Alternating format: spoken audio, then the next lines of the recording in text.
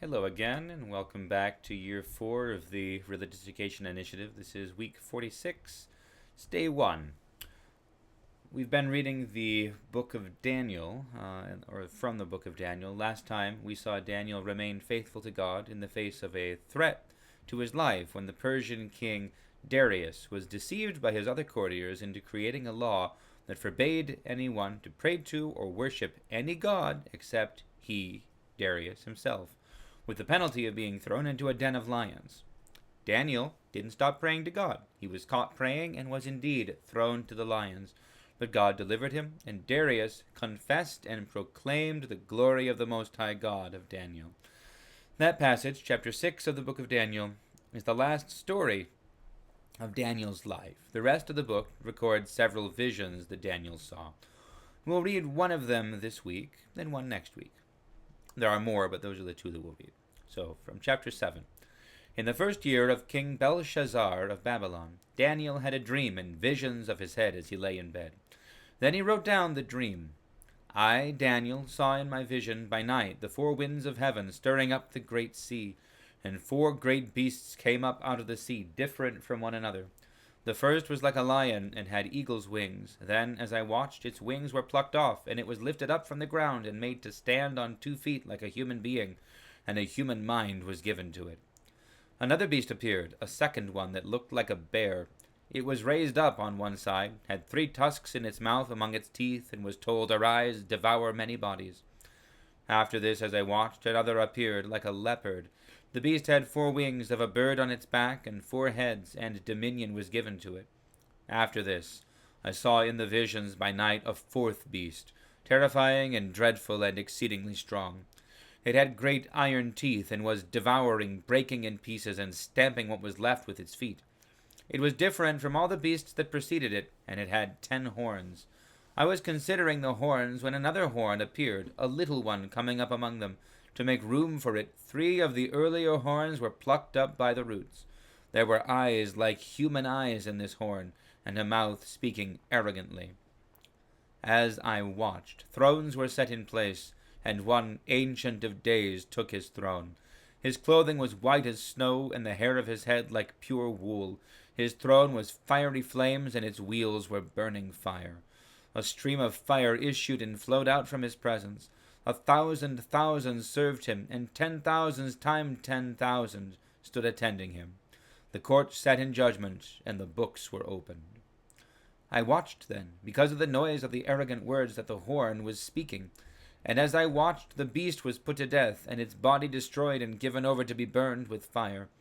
As for the rest of the beasts, their dominion was taken away, but their lives were prolonged for a season and a time.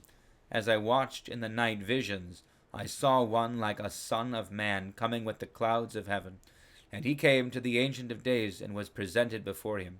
To him was given dominion and glory and kingship, that all peoples, nations, and languages should serve him. His dominion is an everlasting dominion that shall not pass away, and his kingship is one that shall never be destroyed. As for me, Daniel, my spirit was troubled within me, and the visions of my head terrified me. I approached one of the attendants to ask him the truth concerning all this. So he said that he would disclose to me the interpretation of the matter. He said, As for these 4 great beasts, 4 kings shall arise out of the earth, but the holy ones of the Most High shall receive the kingdom and possess the kingdom forever, forever and ever. Then I desired to know the truth concerning the 4th beast, which was different from all the rest, exceedingly terrifying, with its teeth of iron and claws of bronze, and which devoured and broke in pieces and stamped what was left with its feet. And concerning the 10 horns that were on its head, and concerning the other horn which came up to make room for which 3 of them fell out, the horn that had eyes, and a mouth that spoke arrogantly, and that seemed greater than the others. As I looked, this horn made war with the holy ones, and was prevailing over them, until the Ancient of Days came. Then judgment was given for the holy ones of the Most High, and the time arrived when the holy ones gained possession of the kingdom. This is what he said. As for the 4th beast, there shall be a 4th kingdom on earth that shall be different from all the other kingdoms. It shall devour the whole earth, and trample it down, and break it to pieces. As for the 10 horns, Out of this kingdom 10 kings shall arise, and another shall arise after them. This one shall be different from the former ones, and shall put down 3 kings. He shall speak words against the Most High, and shall wear out the holy ones of the Most High, and shall attempt to change the sacred seasons and the law, and they shall be given into his power for a time, times, and half a time. Then the court shall sit in judgment, and his dominion shall be taken away, to be consumed and totally destroyed. The kingship and dominion and the greatness of the kingdoms under the whole heaven shall be given to the people of the holy ones of the Most High. Their kingdom shall be an everlasting kingdom, and all dominion shall serve and obey them. Here the account ends.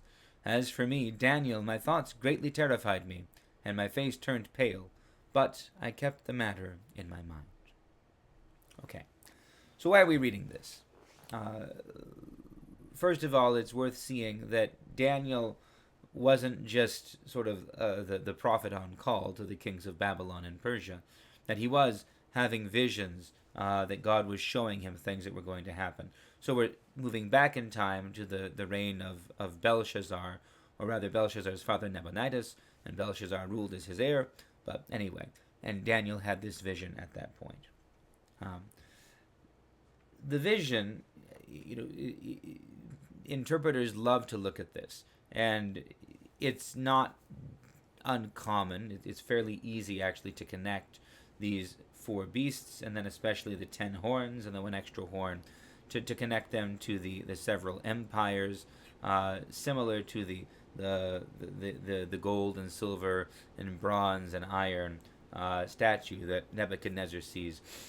The 10 kings are usually connected with the kings of the Seleucid Empire, perhaps the successor kingdoms after Alexander, because one of those kings especially was a great blasphemer, was a great enemy of the people of God, and he desecrated the temple and so on and so forth. But limiting the prophecy only to those things is not necessarily the right way to go. In the church, we can look at these beasts and recognize that they stand in for all the kingdoms of this world that are built on power and violence and coercion and the will to power, if you will. And they always, one follows another, one succeeds another. There's always someone who thinks they can better those who came before, who can be the next Caesar or the next Alexander or the next Hitler or the next Napoleon or whatever. And if we view it in that way, then when we see the Ancient of Days enthroned, this is a vision beyond the natural order, to see God the Father enthroned in glory as the true ruler and master of all that is. And when we see the Son of Man, then we see this revelation that there is one who will come and will establish the true reign of God Most High over all the earth, and will overthrow the power of these kingdoms. That's especially relevant because this image of the Son of Man, this figure of the Son of Man, was strongly associated with the Messiah at the time, or the expectation of the Messiah at the time of Christ. And when he calls himself the Son of Man, which he does several times, then this is taken clearly to be referencing, he's clearly understood to be associating himself with this vision as one chosen by the Ancient of Days, by the Most High God. And then he reveals, of course, that it's more than that. It's not just that he is chosen. He's not just a human being chosen to be king. He is God become man. He is the second person of the Trinity. He is the Son of God who's become human and now reigns over all the earth. And that then is the line that Jesus actually quotes when he's being tried before the high priest, and he says, after this you shall see the Son of Man coming with the clouds of heaven. He's quoting from the book of Daniel and saying that it's about himself. This is why they respond in that way, because he's telling them exactly who he is. But the other point we have to emphasize is this prophecy of the of the Son of Man being enthroned, being granted dominion and glory and kingship, that all peoples, nations, and languages should serve him. This is not a statement that the Son of God is adopted by the Father and is granted authority that he didn't already have. This is a statement rather of, it's a prophecy about the ascension of our Lord after his death and resurrection, because this is a Son of Man who is enthroned in glory. God has become man, and he remains human. He has not forsaken or abandoned our human nature. As Jesus Christ, being Jesus Christ, the God-man, fully God and fully man, he is enthroned in glory, and he reigns indeed as man and as God over all the creation. So that's what this is actually talking about, and this is why Jesus quotes this when he's explaining even to the high priests who he is. So anyway, next time we'll talk about a little bit of temporal, time-related prophecy, and why everyone was expecting the Messiah to come so soon at the time of Christ. So anyway, that's later. For now, God bless you all. We'll see you shortly for day 2.